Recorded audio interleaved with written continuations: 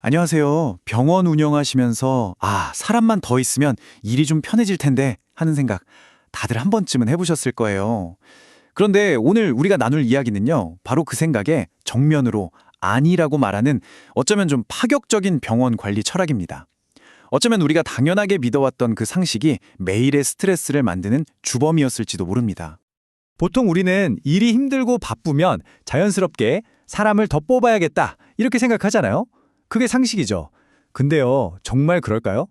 직원을 한 명 더 늘리는 게 과연 우리 병원의 수익을 늘리고 원장님들의 스트레스를 줄여주는 가장 좋은 방법일까요? 오늘 분석은 바로 이 질문에서부터 시작합니다. 그리고 그 답은 아마 여러분의 예상을 벗어날 겁니다. 자, 그래서 이 전문가가 내놓은 해답은 정말 놀랍게도 1인 직원 시스템입니다. 네, 맞습니다. 잘못 들으신 게 아니에요. 최고의 효율과 최소의 스트레스를 원한다면 정직원은 딱 한 명만 두라는 겁니다. 처음 들으면 이게 무슨 말도 안 되는 소리야 싶으시죠? 하지만 그 논리를 차근차근 따라가다 보면 하고 무릎을 탁 치게 되실 수도 모릅니다. 이 주장의 논리는 아주 간단하면서도 강력합니다. 생각해보세요. 직원들 사이의 갈등은 보통 서로 다른 생각이나 일하는 스타일 때문에 생기잖아요. 그런데 직원이 딱 한 명이라면 갈등 자체가 생길 수가 없는 구조가 되는 겁니다. 원장님은 이제 복잡한 직원 관리라는 숙제에서 벗어나서 오로지 진료와 병원의 성장에만 모든 에너지를 쏟을 수 있게 되는 거죠. 자, 그럼 이런 생각이 드실 거예요. 그렇게 일 잘하는 S급 인재를 도대체 어떻게 구해? 바로 여기에 핵심 비결이 숨어 있습니다. 두세 명에게 나눠줄 인건비를 단 한 명에게 몰아주는 겁니다. 그렇게 되면 업계 평균의 무려 1.8배에 달하는 그야말로 파격적인 대우를 해줄 수 있게 되죠. 이 정도의 대우라면 최고의 인재가 우리 병원을 선택하지 않을 이유가 없지 않을까요? 물론 이 모델이 완벽한 유토피아는 아닙니다. 빛이 강하면 그림자도 짙은 법이죠.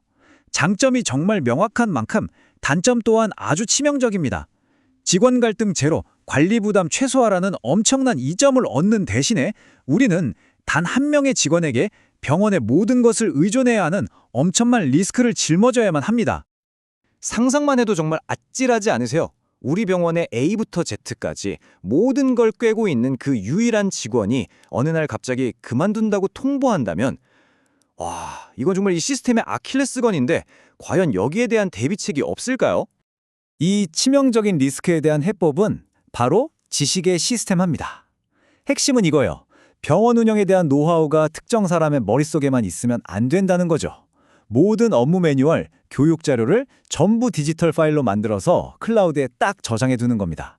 그러면 사람이 떠나도 병원의 핵심 자산인 시스템은 그대로 남게 되니까요. 기억하세요. 정보는 퇴사하지 않습니다. 하지만 솔직히 말해서 그런 만능 S급 인재를 찾는 게 하늘의 별 따기일 수 있잖아요. 현실적으로 1인 시스템이 불가능하다면 우리는 어떤 대안을 생각해 볼 수 있을까요? 바로 그 다음 단계, 2인 직원 시스템입니다. 2인 시스템은 1인 시스템의 불안정성을 보완해주는 아주 현실적인 대안이라고 할 수 있습니다. 일단 한 명이 휴가를 가거나 아파도 병원은 돌아가죠. 또 새로운 사람을 뽑았을 때 기존 직원이 일을 가르쳐 줄 수 있다는 것도 정말 큰 장점이고요. 그리고 무엇보다 중요한 건 한 명이 그만두더라도 병원의 고유한 문화, 즉 병원의 영혼을 지켜낼 수 있다는 그 안정감입니다. 하지만 말이죠. 이제 우리는 제로였던 갈등의 위험을 다시 마주해야 합니다. 사람이 둘만 모여도 미묘한 의견 차이나 마찰이 생기기 마련이잖아요. 그렇다면 이 갈등의 씨앗은 대체 어디서부터 자라나는 걸까요?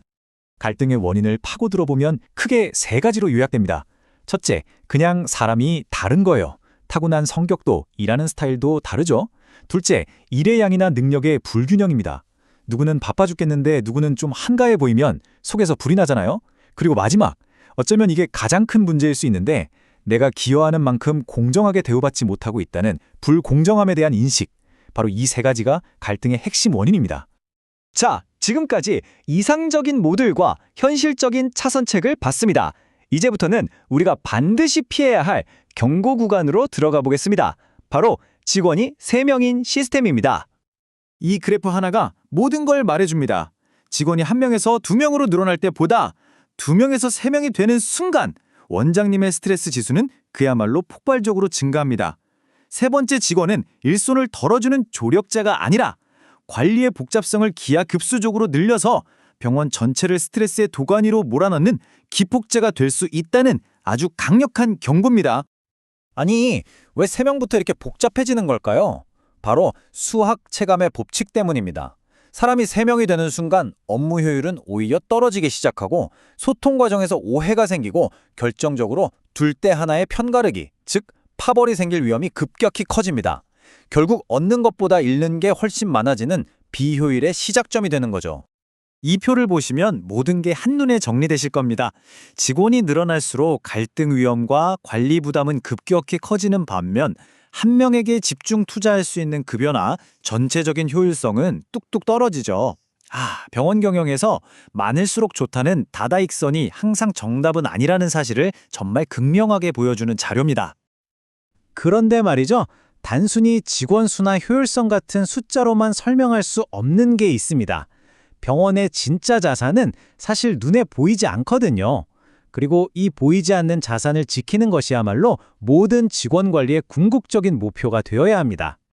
여기서 말하는 병원의 영혼이란 건 바로 원장님과 직원들이 함께 쌓아온 그 병원만의 고유한 문화, 분위기, 서로에 대한 신뢰 같은 것들을 말합니다. 직원이 떠날 때 우리가 정말로 잃는 것은 단순한 일손 하나가 아니라 바로 이 소중한 DNA의 한 조각입니다. 이건 돈으로 살 수도 없고 완벽한 시스템만으로도 지킬 수도 없어요.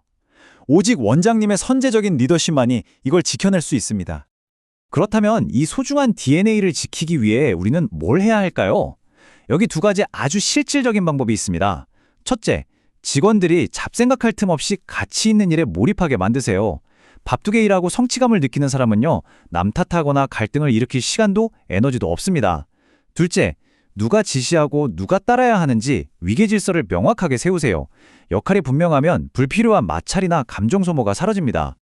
결국 이 모든 것은 하나의 결론으로 이어집니다. 높은 연봉만으로는 절대로 좋은 직원을 계속 붙잡아 둘 수 없습니다.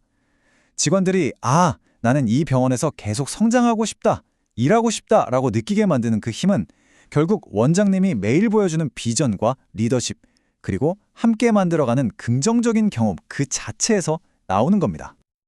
그래서 마지막으로 이 질문을 던져봅니다. 원장님의 병원은 무조건적인 성장을 위해 직원을 계속 늘리고 있습니까? 아니면 원장님과 직원 모두의 마음의 평화를 위해 최적의 시스템을 고민하고 있습니까? 정답은 병원마다 다를 겁니다. 오늘 내용이 그 답을 찾는 데 작은 힌트가 되었기를 바랍니다. 함께 해주셔서 감사합니다.